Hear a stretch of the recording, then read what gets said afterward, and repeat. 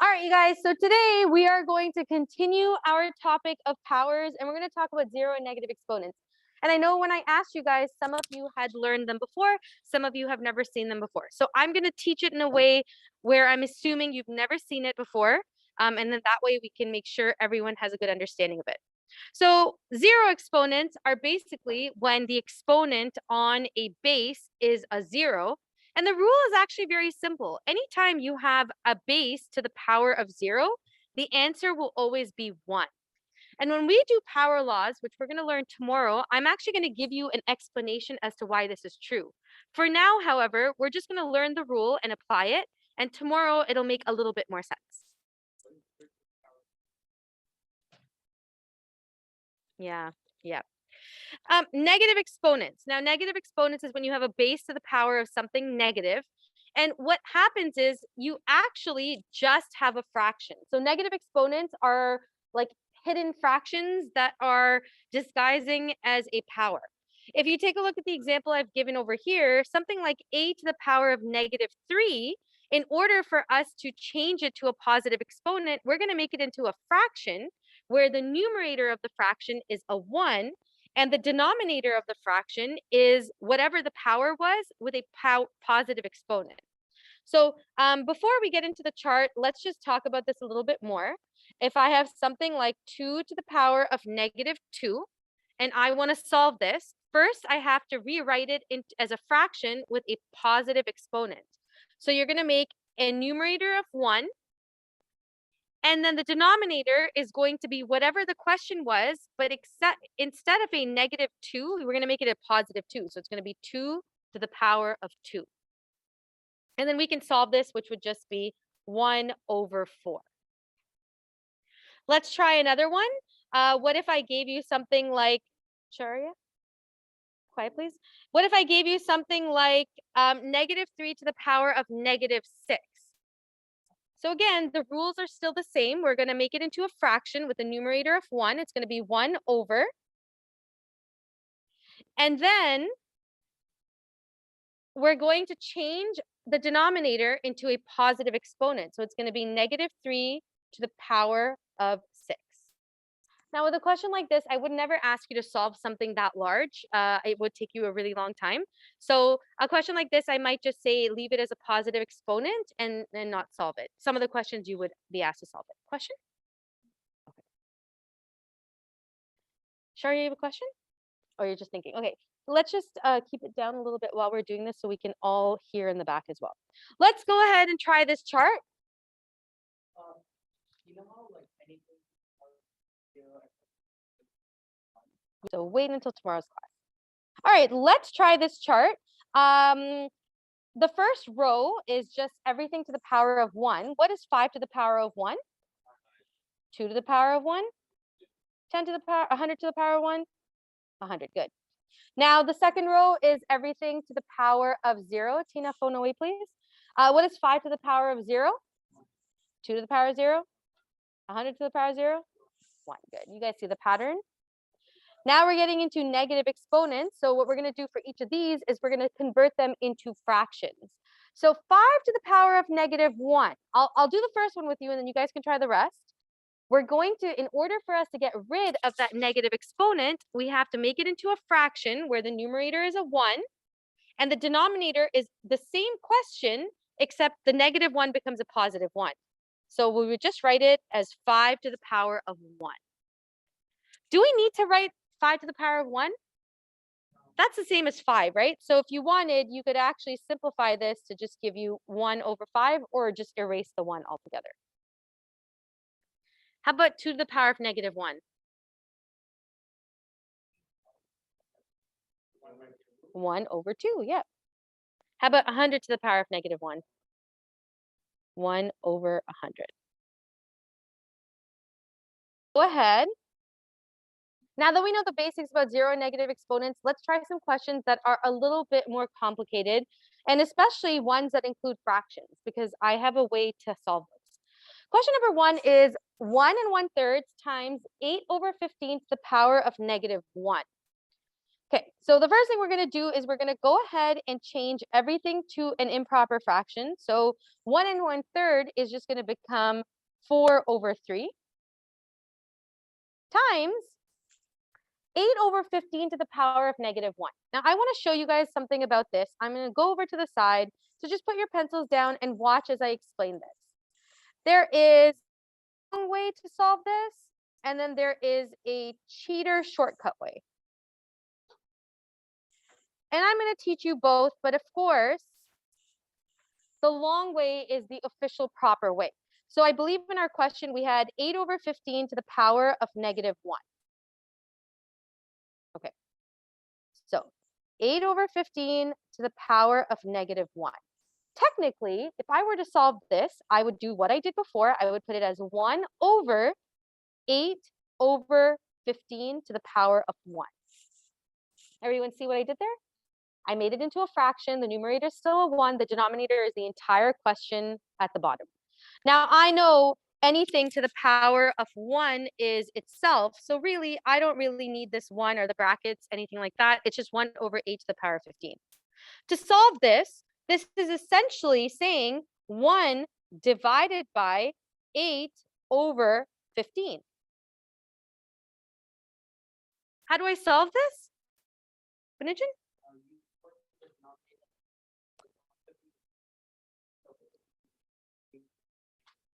Yeah, I change a question to a multiplication sign and I take the reciprocal, and then I would just solve it and I would get 15/8 as my final answer. This is the proper official way to solve a question with a fraction and a negative exponent. This is how you're supposed to do it. But of course, if you can find a cool math trick to sort of speed it up, you should. And so I'm going to show you the cool math trick that was going to make this question a lot faster. So let's go back to the original question, which is 8/15 to the power of -1. The trick is when you have a negative exponent in a fraction, in order for you to get rid of the negative exponent, all you need to do is flip the numerator and denominator around. So 8/15 would just become 15/8 to the power of now +1. And then you would solve this, which would just give you 15/8. So you guys see how you get the same answer either way? Let's do another question. I'm just going to make it up, and we're going to try this little shortcut. So for example, if I had 2/3 to the power of -2, and we're going to use our little shortcut that we just learned. So what I'm going to do to get rid of the -2 is, what am I going to do? I'm just going to flip the numbers around. So 2/3 will become 3/2, and then the -2 is now going to become a +2. And now we just solve it. 3/2 times 3/2 is 9/4, and that would be our final answer. I'm okay. In the past, I was always like, no, you guys have to do it the long way. I want to see all of your work. I feel like we're still in pandemic math. So if you guys really wanted to use a shortcut, you could. If you wanted to use the long way, the official proper way, you absolutely could show all your work for that as well. Question? Yes. Okay, so let's go back to question number 1 now. Question number 1, we already established 1 1/3 is 4/3.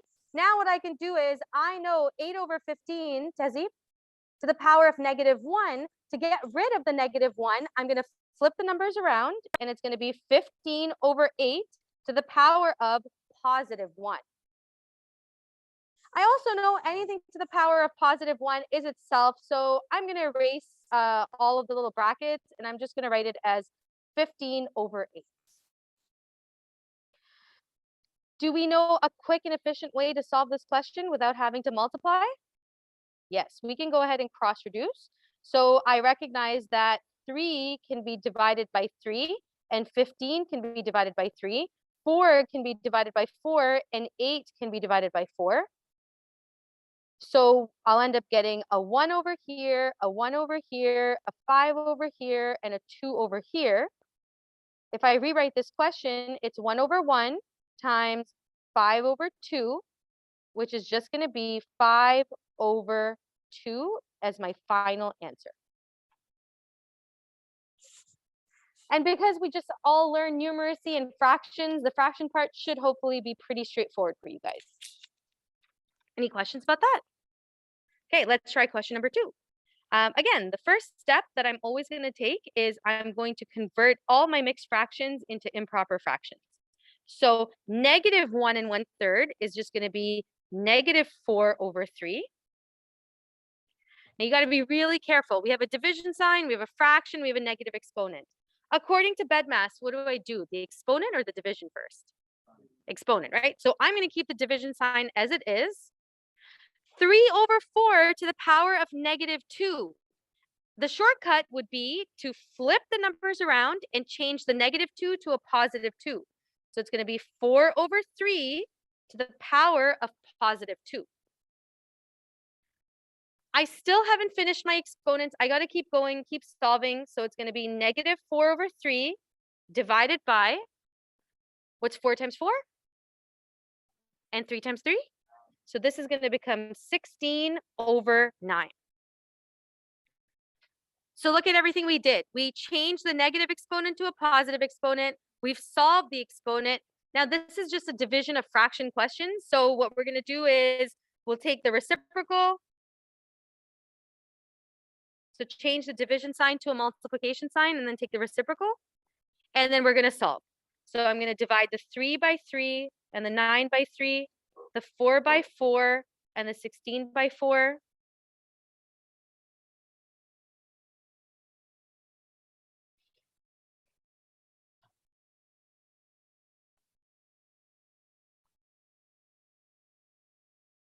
And so when I clean everything up, I'm going to get -1/1 times 3/4, which is going to give me -3/4 as my answer.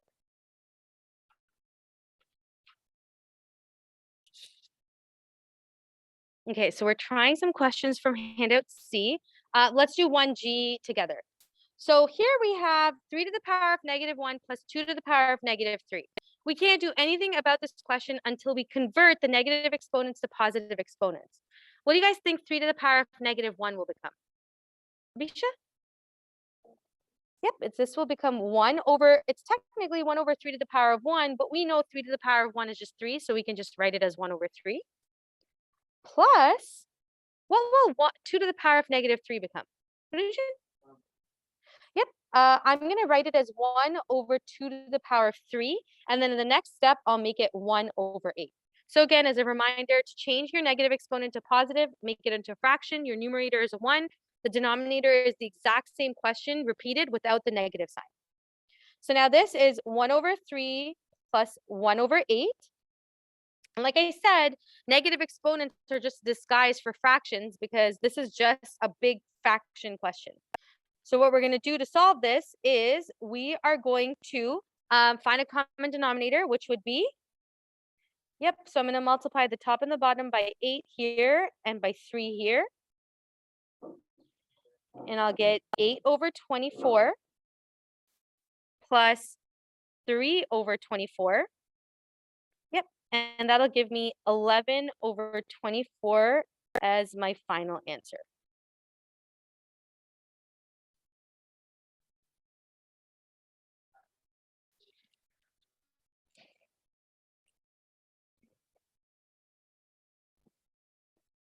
Was that okay? Okay, let's go on to question 1I. -4 to the power of -2. I like when there are a lot of negative signs, but I know that can be a little confusing for you guys. So that if you look through the handout, you're going to see a lot of negatives all over the place. Again, don't panic when you see these negative signs. Just remember the rules. To get rid of the -2, I'm going to make this into a fraction where it's going to be 1/-4 to the power of +2.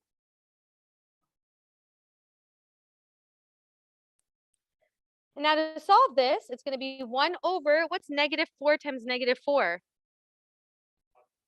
+16, and that would be our final answer.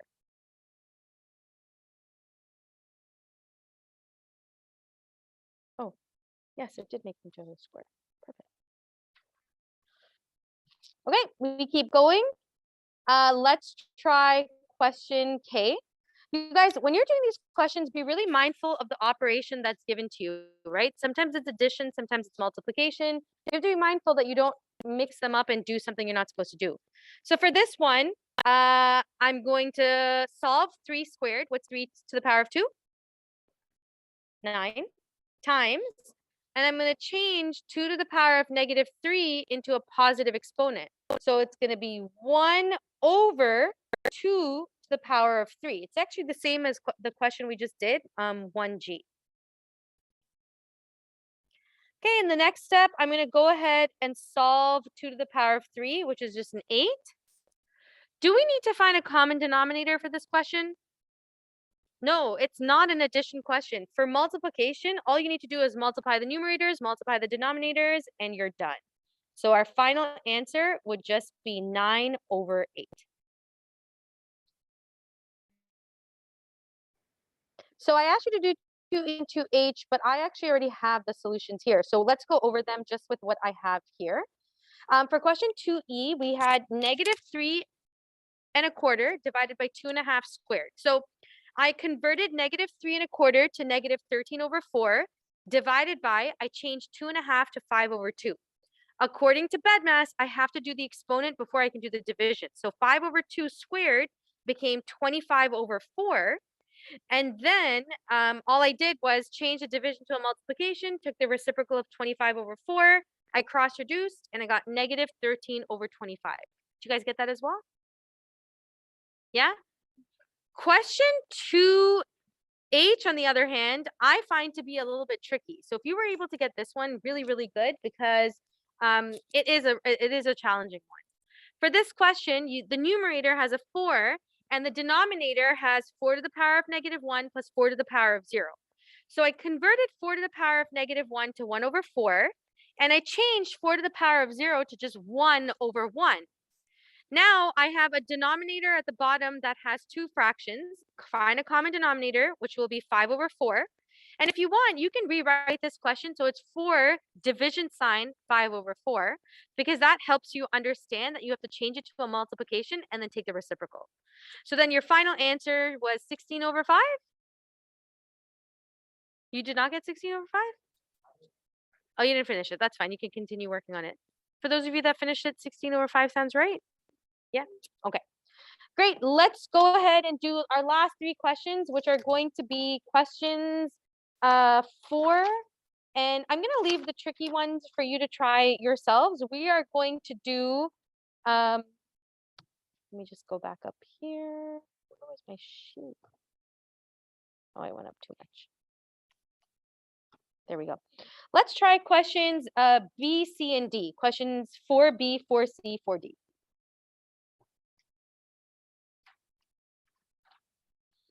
Okay, so question 4B is 2 to the power of negative 3 plus 3. Question 4C is going to be negative 4 to the power of 2 minus 6 to the power of 2 plus 3 to the power of 3. I'll write this one off. Yeah, I am. Okay, let's try question 4B. Question 4B, again, nothing really tricky. 2 to the power of negative 3. Why do I feel like we have the same number over and over again? You guys notice that? It's the same thing over and over again.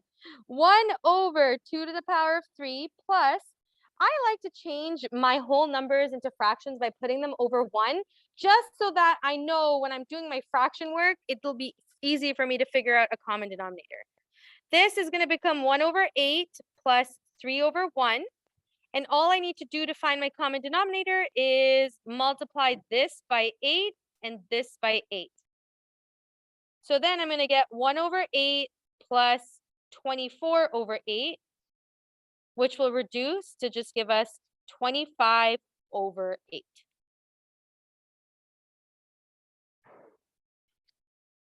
Why is it not? Oh, that did change it to. I just have to be patient. Can I get a volunteer to do question 4C for me? Bisha, go ahead. Yep. Yep.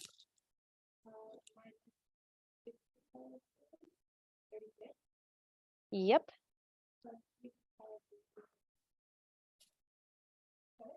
Good job. And now this is just an integer question. So you can solve it however you want.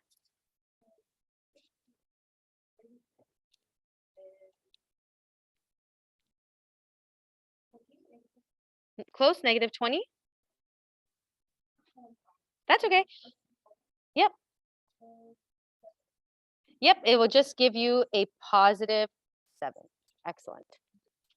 Okay, can I get a volunteer to do question 4D for the last question we're going to do together?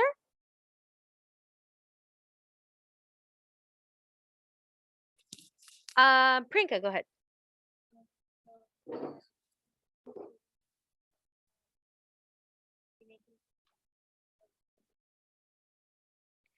Yep, so just give me, I'm going to actually show all of the work, and then in the next step, I'll change it to what you wanted.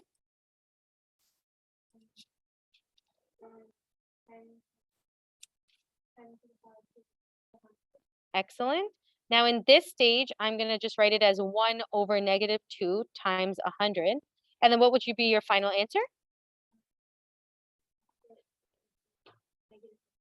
Negative 50 is your final answer. All right, great job, you guys. Now what we're going to work on, I think that's a lot of practice that we've done. So you're going to work on handout C, all the questions we didn't do. The answers are at the bottom of every page. So just take a look. There might be a couple of errors, let me know. And then when you're done that, you guys can start your textbook work. And then whatever you want to take up in tomorrow's class, we can do in tomorrow's class.